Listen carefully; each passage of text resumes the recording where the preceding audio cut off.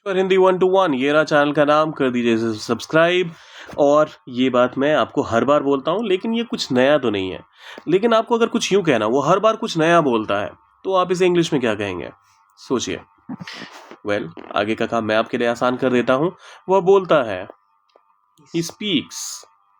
लेकिन he speaks तब कहा जाता है जब किसी आप ऑडियंस को एड्रेस कर रहे हो, किसी एक ग्रुप को, किसी एक गैदरिंग को एड्रेस कर रहे हो।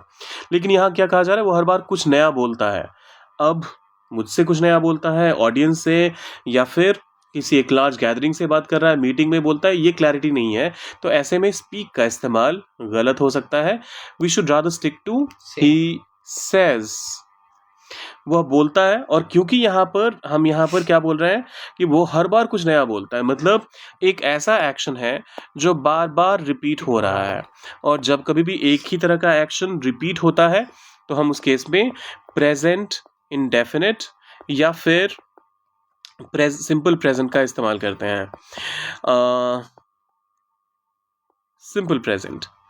जब कभी भी आपको कोई भी हैबिट की बात हो, कोई ऐसे एक्शन की बात हो जो बार बार रिपीट होता है, किसी हॉबी की बात हो, तो उन सब केस में आप सिंपल प्रेजेंट का ही इस्तेमाल करते हैं। सो ही सेज कुछ नया, कुछ के लिए समथिंग, ही सेज समथिंग न्यू, नया के लिए न्यू, हर बार, every time, every time.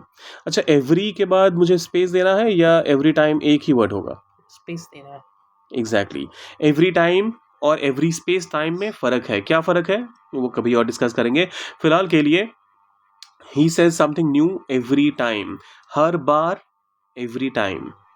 So ये रहा पहला स्टेटमेंट। दूसरा वाला आप ट्रांसलेट कर दीजिए। वो हर बार कुछ और सोचता है। कुछ और के लिए समथिंग एल्स का इस्तेमाल कीजिए। बाकी पूरा सेंटेंस आपने ट्रांसलेट करना है, डालना उसे कमेंट सेक्शन में। और जाने से पहले क्या क्या करना होता है? सब्सक्राइब, लाइक, शेयर, और कमेंट में क्या लिखना है वो तो मैं बता ही चुका हूँ, तो लिख के जाइएगा। मिलते हैं जल्दी।